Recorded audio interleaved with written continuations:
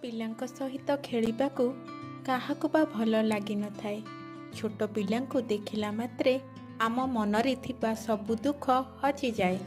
ତେବେ ସେ ଜଣେ ସେଲିବ୍ରିଟି ହୁଅନ୍ତୁ କି ଜଣେ ସାଧାରଣ ମଣିଷ, ସମସ୍ତେ ନିଜ ନିଜ ପିଲାଙ୍କ ସହିତ ଖୁବ୍ ଭଲ ସମୟ ଅତିବାହିତ କରିଥାନ୍ତି।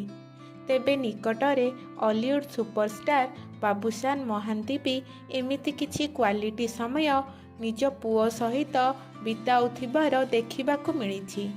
ତେବେ ଭିଡ଼ିଓରେ ବାବୁସାନ କ'ଣ କରୁଛନ୍ତି ତାଙ୍କ ପୁଅ ସହିତ, ଆସନ୍ତୁ ଦେଖିବା। ତେବେ କଥାରେ କୁହାଯାଏ, ଘରେ ଛୋଟ ପିଲାଟିଏ ଥିଲେ ସମସ୍ତଙ୍କ ମନ ଭଲ ରହିଥାଏ। ପରିବାର ଭିତରେ ଯେତେ ମନମାଳିନ୍ୟ ଥିଲେ ମଧ୍ୟ ସେସବୁ ଦୂର ହୋଇଥାଏ। ତେବେ ଆପଣ ତ ଜାଣିଛନ୍ତି ଅଲିଉଡ୍ ହିରୋ ବାବୁସାନ ମଧ୍ୟ ଜଣେ ଭଲ ବାପା। ସେଥିପାଇଁ ତ ନିଜ ପୁଅ ଗୁଆନ ଘରକୁ ଆସିବା ପରେ ପୁଅ ସହିତ କେମିତି ଖେଳୁଛନ୍ତି ଦେଖନ୍ତୁ। ବାବୁସାନ କାନ୍ଦୁଥିବାର ଦେଖି ପୁଅ ବି ବାପାକୁ ଯାଇ ଗେଲ କରିଦେଉଛି।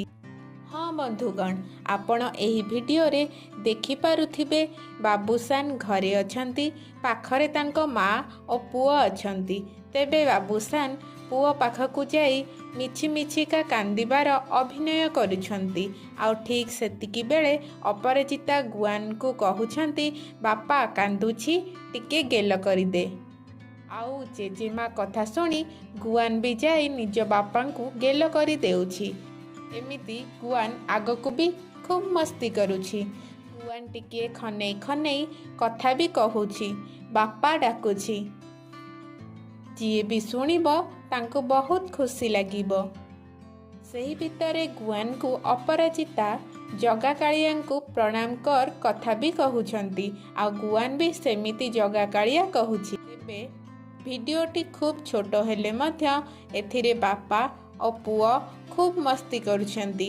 ଯିଏ ବି ଏହା ଦେଖୁଛି ସେ ବହୁତ ଆତ୍ମବିଭୋର ହେଇଯାଉଛି। ତେବେ ସ୍ୱାମୀ ସ୍ତ୍ରୀ ସମ୍ପର୍କରେ ବିବାଦ ଆସିବା ପରେ ଏବେ ବାବୁସାନଙ୍କ ଘରକୁ ଖୁସି ଫେରିଛି। ତେଣୁ ଏହି ଖୁସିରେ କାହାର ନଜର ନ ଲାଗୁ। ଆଗକୁ ଏମିତି ଖୁସିରେ ତାଙ୍କ ପରିବାର ସହିତ ସମୟ ବିତୁ। ତେବେ ଆପଣଙ୍କୁ ବାବୁସାନ ଆଉ ତାଙ୍କ ପୁଅ ଗୁଆନଙ୍କର ମସ୍ତିଭରା ଭିଡ଼ିଓ ଦେଖି କେମିତି ଲାଗିଲା ନିଶ୍ଚୟ ଜଣାଇବେ। ଯଦି ଆମ ଭିଡ଼ିଓଟି ଆପଣଙ୍କୁ ଭଲ ଲାଗିଲା ତେବେ ଆମକୁ କମେଣ୍ଟ ମାଧ୍ୟମରେ ନିଶ୍ଚୟ ଜଣାଇବେ। ଏହିପରି ଭିଡ଼ିଓ ଆଗକୁ ଦେଖିବା ପାଇଁ ଆମ ଚ୍ୟାନେଲକୁ ସବସ୍କ୍ରାଇବ୍ କରିନିଅନ୍ତୁ। ଭିଡ଼ିଓଟିକୁ ଶେଷ ଯାଏଁ ଦେଖିଥିବାରୁ ଧନ୍ୟବାଦ।